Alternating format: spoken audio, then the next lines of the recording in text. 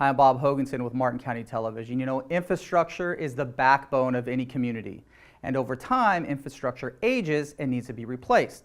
For instance, a road may have a lifespan of about 15 to 30 years. Well, one road that's at the end of that lifespan that has actually been rated as the worst road in Martin County is finally getting replaced. You see all the patches we've done over the years. The more sun-bleached asphalt's the older stuff, and then the darker ones are the new ones. So we've been doing it for a long time. Martin County project engineer Logan Huber shows some of the patchwork that has been done over the last several years to Farm Road in Indiantown. The road, like I said, it's 30 years old. It hasn't been touched besides these repairs in 30 years, so it's due. The road that leads west from Indiantown out toward Lake Okeechobee and agricultural land is being replaced. Part of the road meanders through a neighborhood and is the main connector to the YMCA and Indiantown Middle School. Poor drainage conditions. There's some areas don't have drainage conveyance at all, so that's a contributor to a roadway failure.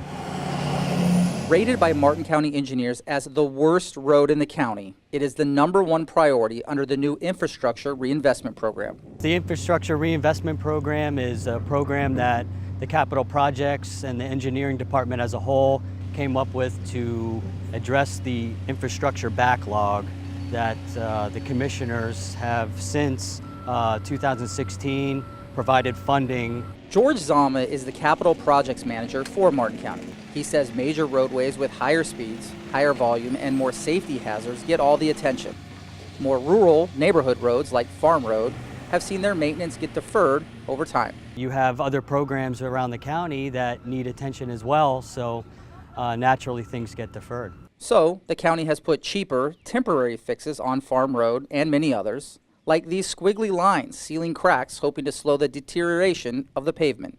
The preventative maintenance procedure is more of a stopgap measure. Ideally, when you crack seal a road, it should be paved within 2 years. That hasn't happened, and engineers say those fixes only go so far and costs can add up. When roads start going bad, you spend just as much money over time repairing them and fixing the problems.